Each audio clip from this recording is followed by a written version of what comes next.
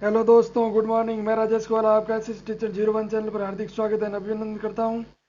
तो दोस्तों, आज हम सीखेंगे शिक्षण अभिरुचि जो कि बीएसटीसी और पीटीटी के लिए अति महत्वपूर्ण होने वाली है और हमारी मेहनत रहेगी, आपकी जीत होगी।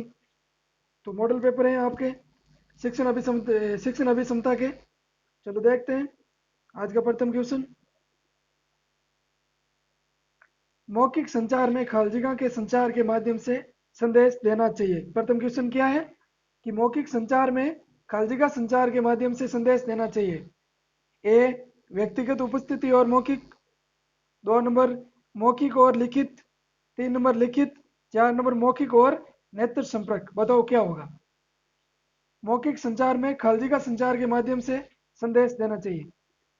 शिक्षण अभिक्षमता में क्या होता है कि जो इन ऑप्शनों में सबसे अधिक अच्छा है उसी को उसमें उत्तर माना जाएगा। जैसे इसमें क्या होगा बताओ आप।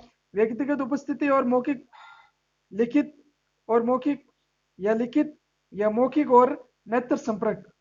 बताओ इसका सही आंसर क्या होगा।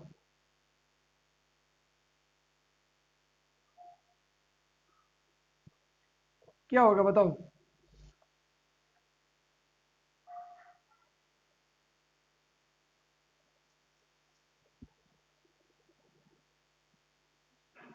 क्या होगा इसका सही आंसर। इसका सही आंसर होगा मौखिक और लिखित। केवल लिखित नहीं होगा, केवल मौखिक नहीं होगा, नेत्र द्वारा देखना भी नहीं होगा, मौखिक या व्यक्तिगत उपस्थिति भी नहीं होगा। मौखिक और लिखित दोनों के माध्यम से संचार। 2 नंबर इसका सही आंसर है। आगे बढ़ते हैं। Question number 2। क्वेश्चन नंबर 2 क्या क्वेश्चन है। खालजेगा तकनीकी का उपयोग छात्रों के स्वभाव व्यवहार को समझने के लिए किया जाता है। क्या क्वेश्चन है कि खालजेगा तकनीकी का उपयोग छात्रों के स्वभाव व्यवहार को समझने के लिए किया जाता है। क्या है बताओ। व्यक्तिगत उपस्थिति, मुद्रा, हाव भाव। यहाँ पे क्या हाव भाव। और 4 नंबर है नेत्र संपर्क। बताओ क्या होगा। क्या किसका उपयोग किया जाए कि तकनीक का उपयोग छात्रों के स्वभाव व्यवहार को समझने के लिए किया जाएगा। बताओ छात्रों का व्यवहार और स्वभाव कैसे समझा जाएगा। व्यक्तिगत उपस्थिति से, मुद्रा द्वारा, हाव भाव से, या नेत्र संपर्क से। क्या होगा इसका सही आंसर। इसका सही आंसर होगा 4 नंबर। क्या होगा 4 नंबर, नेत्र संपर्क। नेत्र संपर्क। आगे बढ़ते हैं। Question number 3। संचार की प्रक्रिया के दौरान खालजिका का बाधा दोषपूर्ण भाव, खराब अनुवाद और अनुपयोगी शब्दावली का निर्माण करती है। बताओ खालजिका के स्थापन के स्थान पर क्या आएगा। शारीरिक, सामाजिक सांस्कृतिक, भाषा संधि, या मनोवैज्ञानिक। बताओ क्या आएगा। कौन सा तरीका। क्या क्वेश्चन क्या है कि संचार की प्रक्रिया के दौरान इनमें से कौन सा तरीका बाधा दोषपूर्ण भाव, खराब अनुवाद, अनुपयोगी शब्दावली के निर्माण में जिम्मेदार है। बताओ कौन सा होगा। इसका सही आंसर होगा भाषा संबंधी। 3 नंबर क्या होगा, भाषा संबंधी। यहाँ पे क्या आएगा, भाषा संबंधी।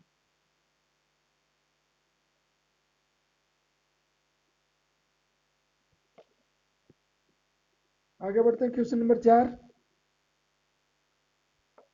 ऑक्सीजन O2 द्वारा दर्शाया जाता है।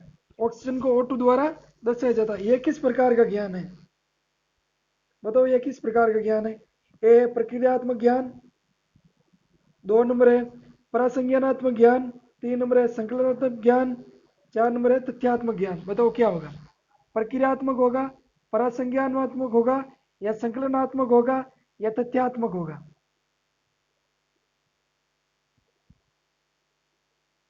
क्या होगा, तथ्यात्मक ज्ञान। मतलब तथ्य को समझना। जैसे ऑक्सीजन लिखा है तो उसको O2 द्वारा दर्शा देते हैं, तो यह क्या हुआ, तथ्य को समझ जाना। आगे बढ़ते हैं। Question number 5। मनोविज्ञान में जागरूकता खालजुका के बारे में अवधारणा है। बताओ घटनाओं को जानने और समझने की स्थिति, कुछ जानने की स्थिति, जागरूक होने की स्थिति, या कोई नहीं। बताओ क्या सही आंसर होगा। मनोविज्ञान में जागरूकता, खालजिका के बारे में अवधारणा है, क्या अवधारणा होगी? 1 नंबर, 2 नंबर, 3 नंबर, 4 नंबर, क्या होगा? इसका सही आंसर होगा 1 नंबर। घटनाओं को जानने और समझने, क्या होगा सही आंसर? देखो, मनोविज्ञान में जागरूकता घटनाओं को जानने और समझने की स्थिति के बारे में अवधारणा है। आगे बढ़ते हैं, क्वेश्चन नंबर 6। शिक्षण प्रभावी नहीं है जब, खालजिका क्वेश्चन मार्क, बताओ क्या होगा? छात्र सक्रिय हो, शिक्षक सक्रिय हो, यह सुनियोजित हो, या संचार प्रभावी रूप से पारस्परिक नहीं हो। बताओ क्या होगा? शिक्षण प्रभावी कब नहीं होगा? कब नहीं होगा? जब संचार प्रभावी रूप से पारस्परिक नहीं हो। छात्र सक्रिय है तब तो शिक्षण प्रभावी होगा, शिक्षक सक्रिय है तभी शिक्षण प्रभावी होगा, और यह सुनियोजित प्रक्रिया है, यह सही बात है। लेकिन संचार प्रभावी रूप से पारस्परिक नहीं है, इसमें शिक्षण प्रभावी नहीं है। इसका सही आंसर 4 नंबर। आगे बढ़ते हैं, क्वेश्चन नंबर 7। खालजिका अस्वास्थ्यकर संबंधों का प्रमुख स्रोत है। घबराहट, निराशा, संस्थागत अराजकता, या संस्थागत तनाव। बताओ क्या होगा? खालजिका अस्वास्थ्यकर संबंधों का प्रमुख स्रोत है, क्या होगा? संस्थागत तनाव। आगे बढ़ते हैं, क्वेश्चन नंबर 8। पारस्परिक संबंधों की प्रकृति और गुणवत्ता संस्था के खालजिका और खालजिका को बहुत प्रभावित करती है। बताओ क्या होगा? क्या पूछा है? पारस्परिक संबंधों की प्रकृति और गुणवत्ता संस्था के वातावरण या कार्य को प्रभावित करती है, या वातावरण या विकास को प्रभावित करती है, या वातावरण या लोकाचार को प्रभावित करती है, या वातावरण और जीवन को प्रभावित करती है। बताओ क्या होगा? वातावरण या कार्य होगा, वातावरण या विकास होगा, वातावरण या लोकाचार होगा, वातावरण या जीवन होगा। इसका सही आंसर होगा वातावरण और लोकाचार। क्या सही आंसर होगा? वातावरण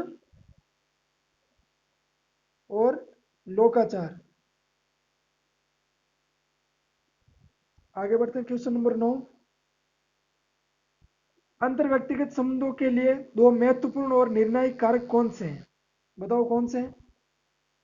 अंतर व्यक्तिगत संबंधों के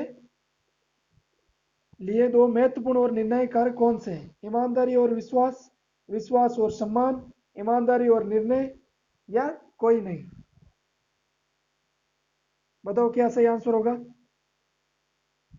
इसका सही आंसर होगा विश्वास और सम्मान। क्या होगा सही आंसर? विश्वास और सम्मान। यह क्या है? अंतर व्यक्तिगत संबंध।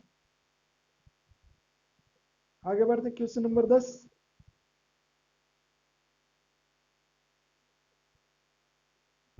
SDG 4 एजुकेशन 2023 का अर्थ क्या है? बताओ। SDG 4 एजुकेशन 2023 का अर्थ क्या है? एक, सोशल डेवलपमेंट गोल। दूसरा, सस्टेनेबल डेवलपमेंट गोल, या स्टेटेड डेवलपमेंट गोल, या सिस्टम डेवलपमेंट गोल। बताओ सही क्या होगा? इसका सही आंसर होगा सस्टेनेबल डेवलपमेंट गोल। 2 नंबर इसका सही आंसर है। तो दोस्तों, इसी के साथ आपकी शिक्षण अभिरुचि क्षमता के 10 क्वेश्चन पूरे होते हैं। और अगर आपको वीडियो में दी गई जानकारी अच्छी लगी है तो दोस्तों के साथ शेयर करना ना भूलें। Okay, thank you.